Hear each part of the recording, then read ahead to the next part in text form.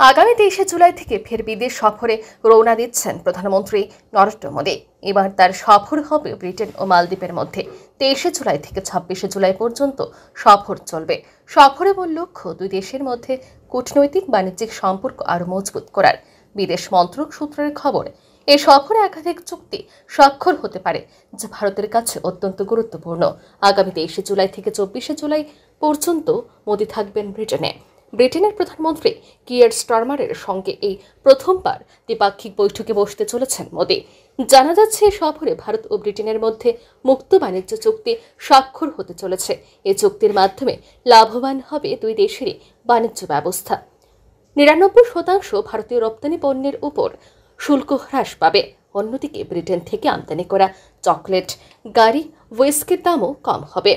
2022 সাল থেকে দুই দেশের মধ্যে চুক্তি নিয়ে আলোচনা চলছিল। এর মধ্যে ব্রিটেনে রাজনৈতিক পালা বদলের কারণে চুক্তি স্বাক্ষর স্থগিত হয়ে গিয়েছিল। অবশেষে চলতি মাসে এই চুক্তিতে স্বাক্ষর করবে দুই দেশ, যদিও এতে দুই দেশের মন্ত্রিসভারও অনুমোদন লাগবে, তারপর কার্যকর হবে। অন্যদিকে আগামী 25 ও 26 জুলাই মালদ্বীপ যাবেন প্রধানমন্ত্রী মোহাম্মদ মইৎজু। প্রেসিডেন্ট হওয়ার পর এই প্রথম মালদ্বীপ সফরে যাচ্ছেন মোদী। মালদ্বীপে ভারত বিরোধী প্রচার করে ক্ষমতা পান মইৎজু, যে কারণে দুই দেশের সম্পর্ক কিছুটা হলেও নিম্নমুখী হয়। তবে প্রেসিডেন্ট হওয়ার পর মইৎজু হারে হারে টের পান যে ভারতের সঙ্গে দূরত্ব বাড়িয়ে তিনি কার্যত নিজের সমস্যা নিজে ডেকে এনেছেন। সেই কারণে তিনি অবশ্য এর মধ্যে 2-3 বার ভারত সফর করে গিয়েছেন।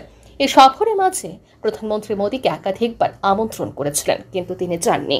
অবশেষে চলতি বছর মালদ্বীপের 60 বছর জাতীয় দিবসে বিশেষ অতিথি হিসেবে আসতে চলেছেন প্রধানমন্ত্রী। ব্যুরো রিপোর্ট, আর নিউজ।